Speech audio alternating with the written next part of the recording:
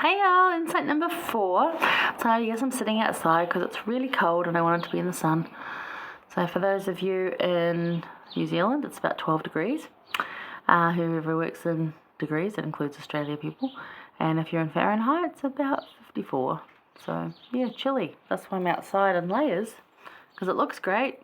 It's freezing. I'm not warm enough. I've been sitting here doing the first 3 insights already, so I'm a bit warmer now. Sun's on my back, it's great. Anyway, Colossians chapter 1. So, remember in the introduction to Colossians, I told you that this is because the head of the church, or the evangelical leader of the church there, was really concerned about how the people of Colossia were...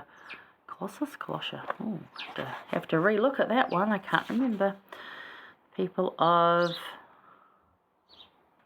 No, it seems to have gone. Close. People of Colosse. There you go. Interesting. Lots of Greek and Roman words that I'm just not good with. Anyway, so he'd gone over there to talk to Paul to get some advice. This is what I'm saying. Like, while he's in prison, he was obviously allowed visitors that knew him and were able to write letters. It looks like he would have had at least a desk and a chair. So it looks like he was in not a terrible prison. But yeah, so he was able to give this advice because these people were trying to find answers to Christ things or God things through earthly means. Different witchcrafts and like machinery, trying to prove things, and all sorts of things. You can read it in the Bible dictionary, go look at that. But what you'll see in these 2 chapters, chapter 1 and 2, and I've covered a few verses in each, you'll see a lot of in him, because of him, through him, by him, that because he's teaching that the only way to do any of the things that they're trying to do is through Jesus Christ. So starting in 16, you can see a whole lot of these statements. So it starts off with, for by him were all things created. And at the end of that, created by him and for him.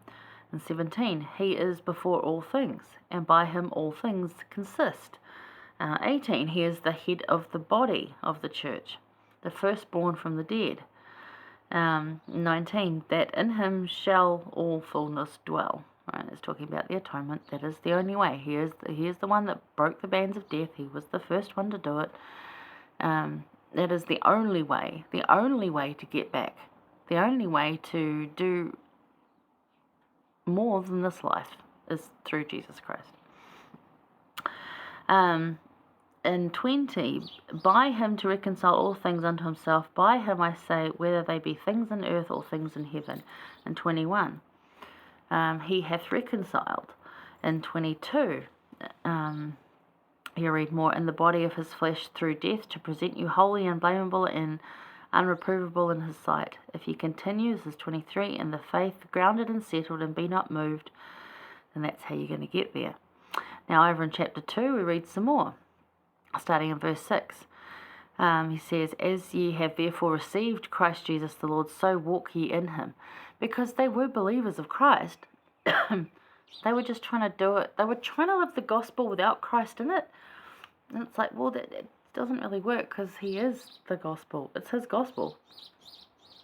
They go together. You can't really separate the two.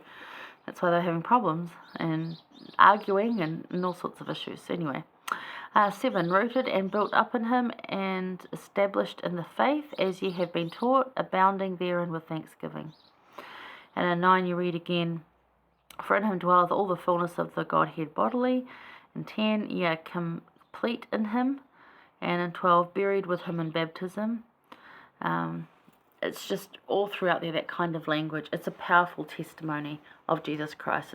It's basically Paul saying to them, look, this is Jesus Christ, because Paul had not met these people. So as you're reading through 1 and 2, look for statements to strengthen your faith. Look for him, look for in him, because of him, through him, those kind of words, like things that talk about all these things are possible because of Christ. These are ways and experiences through which we get to know him. So if you look at all of those, and you'll identify more than I do because there's more in there, just have a look through those 2 chapters and look for statements to strengthen your faith. One of the ones I particularly like that strengthens my faith is in verse 14 of chapter 2, and I didn't read that one out. But yeah, blotting out the handwriting of ordinances that was against us. So like all the things that were going against us that said we couldn't be redeemed from the dead that were there, he's blotted those out.